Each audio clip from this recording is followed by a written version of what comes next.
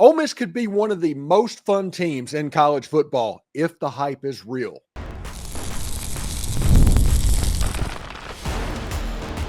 You are Locked On Ole Miss, your daily podcast on the Ole Miss Rebels. Part of the Locked On Podcast Network, your team every day. Welcome to the Locked On Ole Miss podcast. I'm your host, Steven Willis, a 10-year veteran member of the national media and a former staff member as well. We'll bring in camp insider Daylan Flowers to talk about the Ole Miss football team and where they sit going into next Saturday's game with the Georgia State Panthers. Thanks for making the Locked On Ole Miss podcast your first listen, and please give us a like, a subscribe, and a comment on your way out. Subscribe on the podcatchers if you're listening on the audio side as well. Today's episode is brought to you by FanDuel. Football season is right around the corner, and FanDuel's app today can help you start planning your futures bets. So check them out over at FanDuel. So we're going to talk to Daylan Flowers. And Daylan, listen, this football team has a chance to be very fun if the hype is absolutely real. Yesterday, it came out that ESPN's football generated prediction index, Ole Miss is the probability favorite in 11 of the 12 games. This could be a special season. Yeah, and it comes off the hype of another 10-win season for Ole Miss under Lane Kiffin. And I think there was a lot of pressure under this team at this point last year, but I think this year there's a lot of animosity and excitement and eagerness just to see the new faces, the new quarterback, what the new defensive line and secondary is going to look like for the defense and how the run game is going to hopefully once again gel and be able to prosper for the Ole Miss offense.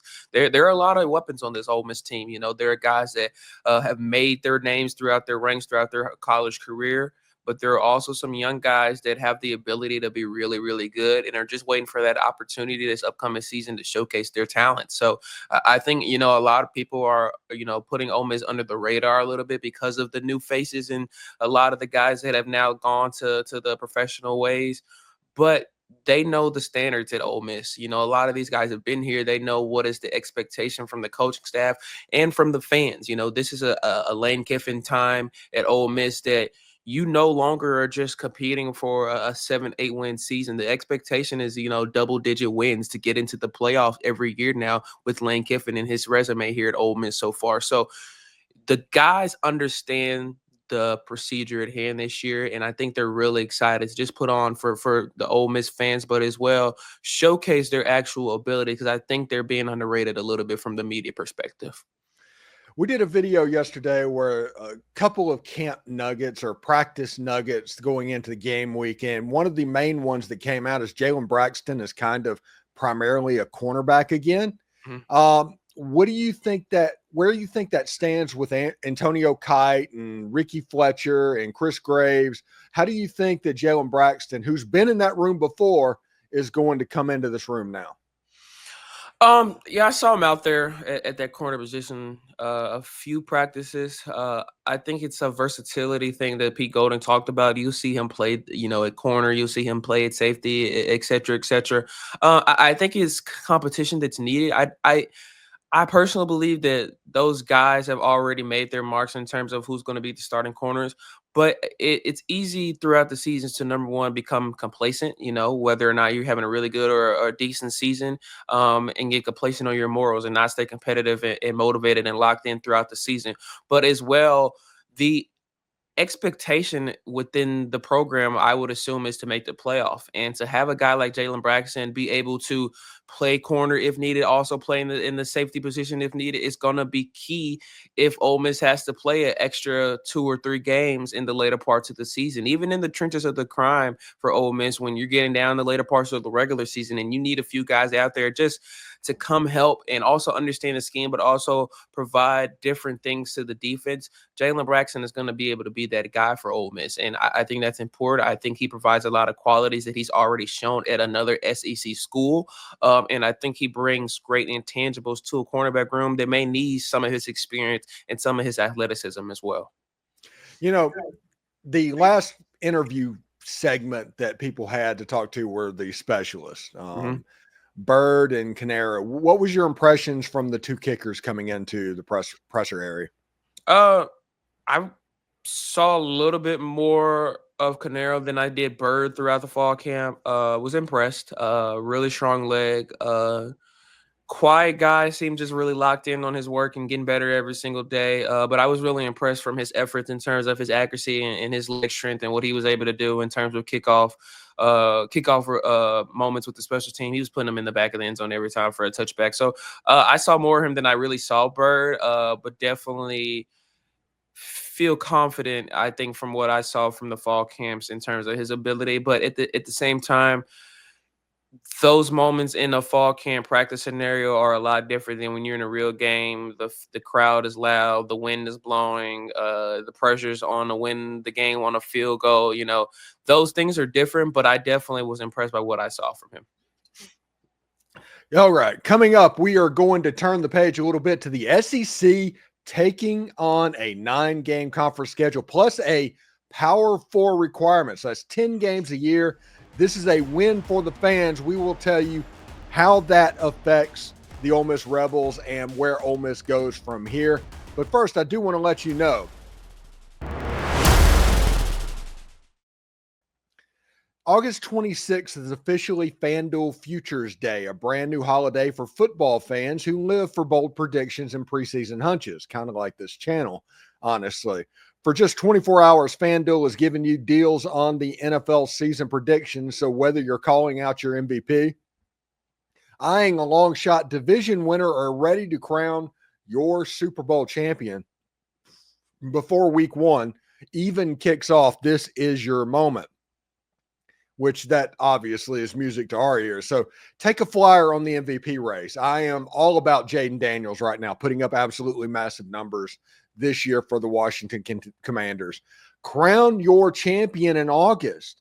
I really like Buffalo here. Maybe it's the Hard Knocks thing, but it's really interesting to me. But what I know there? Or you can parlay your winner dark horse. Hello, New Orleans. Hello, Miami. Something like that. Visit the FanDuel app today and start planning for your futures bets now, because Futures Day is one day and one day only. FanDuel, play your game. And guys, you've probably heard of Viagra or Cialis, and maybe you've even tried them. But if you're looking for something beyond the usual pill, it's time to meet Rougiette Ready. Rougiette Ready is a next-gen prescription treatment designed to amplify arousal in the brain and boost blood flow. Unlike the usual pills that can take hours, Rougiette is a 3-in-1 formula that dissolves under your tongue. It kicks in fast, often in under 15 minutes.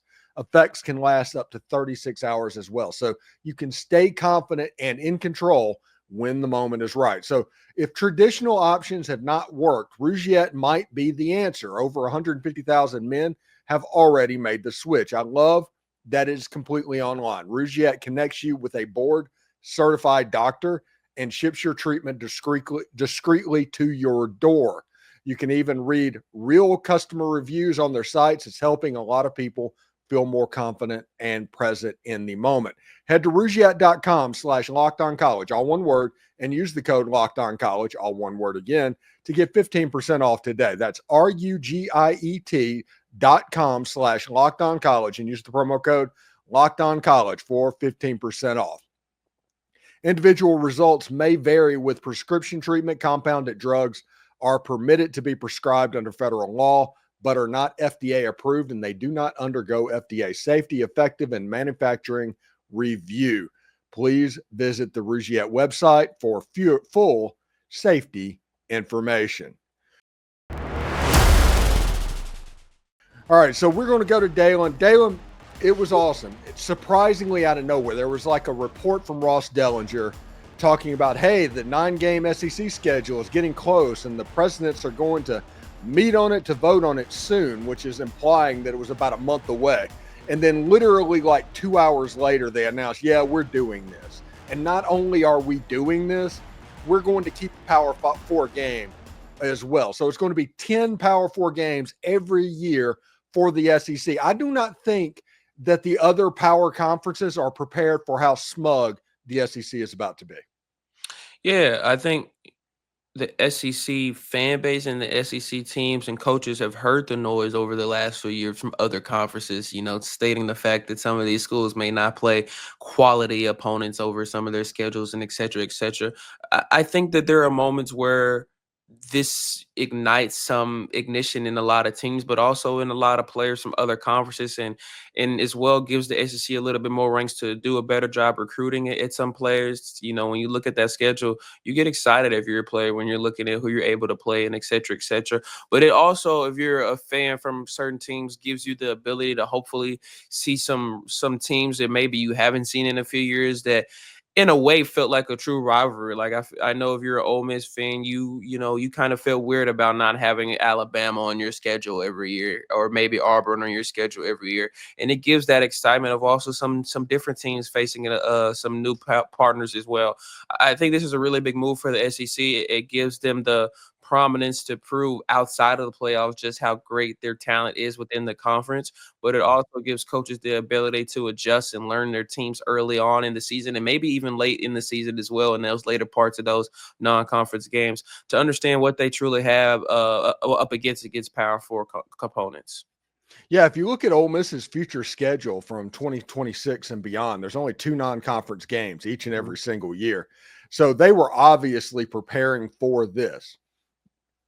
I think they're also preparing for the potential of the SEC Big Ten Challenge that we talked about. I think in the end, the Big Ten's model is going to work for the playoffs, and the SEC going to 9 games, it almost assures that that's going to happen. Yeah, and I think that's something that they have bought into just because the fan bases have wanted it, and I think that brings in the money to both conferences with both are going to be accepting to get. I think it's good for college football. I think that you want to see the best teams go up against each other every weekend. You want to have those weekend slates set and have fans excited throughout the country. I also think it brings a different dynamic. There are all so many talks between Big Ten and SEC fans, debating who's the best and et cetera and et cetera. Those regular season games are going to feel like national championship games every weekend, which is important for the college football landscape. And it brings a hype to the fandom as well. There are games where sometimes those non-conference opponents, you don't want to go travel to those games, or even if it's at home, you're like, I'm only going to be there for the first 3 quarters. This gives that type of prominence to teams to battle another great team, but as well build a little history that may start something for a strong future for both conferences as well. So it's definitely exciting to see, and there's sometimes you feel like there's so much negativity going around within the changes of college football. It's so exciting to see something like this hopefully be in the works throughout the college football ranks, because I definitely think fans are going to be excited to see it. Yeah, the fans have definitely needed a win. And for anybody that's just turning in, they've been living under a rock over recent hours and days. The SEC is going to 9 games. There's going to be 3 permanent opponents, and then the other 6 games are going to rotate over a 4-year period. So over 4 years, if a player commits to a school, he will play at every university. It won't be a situation like Georgia has not been to Texas A&M since they've been in the conference. Look it up. That's an actual true statement. They haven't been there. So, Daylan, what do you think the 3 permanent opponents for Ole Miss should be? Obviously Mississippi State. I think LSU is in that mix too. I think the Magnolia Bowl is something really special, and I think both fan bases have a strong, passionate hate against one another as well. And you look at the last 3 or 4 matchups between Ole Miss and LSU, just in terms of football, they have been really fantastic and really have been some of the best games throughout every college football season. So I definitely think LSU will be thrown into that mix. And I go Arkansas as well. I think Arkansas, Ole Miss have definitely, in all sports, honestly, have grown a strong rivalry, compete really high every year, especially in football. That Arkansas Ole Miss game is always wonky, and I think it's a great fan base addition for both teams to look forward to. I think those would be the 3 teams off the top of my head for Ole Miss to be the consistent pro base. I think they're a collection of maybe those Alabama, Auburn teams in there as well. But I think Ole Miss would definitely love to see Arkansas, Mississippi State, and LSU on those kind of concurrent bases every year. Yeah, the honorable mention games, probably Tennessee would be on the list because Back in the day, Tennessee was there. It's a neighboring state. Vanderbilt obviously returning. There's a lot of history there of what's going on. And a shock, if it comes up, would be a Georgia game because that was an every year rival for a long period of time. But those are probably the honorable mentions. But yeah, I think Arkansas and the fan base would absolutely riot if it's not Mississippi State and LSU. Yeah, I think that, just the history between both teams, obviously because of the in-state rivalry, Mississippi State, but as well LSU, it's become different for Ole Miss fans now that the history has changed for the program over the last few years with Lane Kiffin. It's competitive for them, and they are feeding off of that, and they are thriving off of that. And once again, this is another great Ole Miss team. This is going to be another great LSU team, and I think fans are definitely going to understand the impact that this matchup has on both teams. 2023 Ole Miss wins, the fans storm the field. 2024 LSU wins, the fans storm the field at Death Valley. So it's definitely a passionate rivalry between both schools. Yes, and if and when Ole Miss wins in 2025, do not storm the field. It's good. We don't have to do it anymore. It's kind of played out. It is funny that LSU stormed the field like 4 times in the last 10 years, and 3 of them have been against Ole Miss. Yeah, it says the landscape about LSU, but it definitely has come a long way for LSU. But I think that the fan storming is also just become a little too common as well. I think it should be set for if you beat a top 4, top 5 team only, and maybe if it's like a big rivalry for a top 5 team as well. But other than that, they should really just keep it a minimal. All right, what do you got going on at the Rebel Walk, man? Just continuing to write. We got my man Zach coming on the show this week. We're recording, getting ready for the first opening game of the season. Working on some things behind the scenes. Can't say yet, but definitely we'll be able to share them soon. So I'm excited to share that with you when they get ready to come out. But just preparing for the season, man. School starts Monday, so just getting ready for everything and just excited overall, man. So everybody needs to know Daylan's a star. He's an absolute star. So if you ever get a chance to meet him, obviously shake his hands. Thank you so much, Daylan, for coming on the show, and we'll talk to you later, bud. Appreciate you. Howdy toddy, y'all. Howdy toddy. All right, thanks for making the Locked On Ole Miss podcast your go-to source for Ole Miss sports. We pride ourselves on offering the most comprehensive perspectives, which is why we're the front door of Ole Miss. Do not forget to subscribe, like, and comment. It helps the show, and it's completely free. Your support means the world to us. For your second listen, check out the Portal Show with Brian Smith. He has the latest rumors, portal entries, and signings. Be the most informed fan on the rapid changes to college football's landscape. Find the Portal on YouTube or wherever you listen to podcasts. Hotty toddy, everybody. And remember, analytics is just the old English word meaning bad football. We'll see you tomorrow.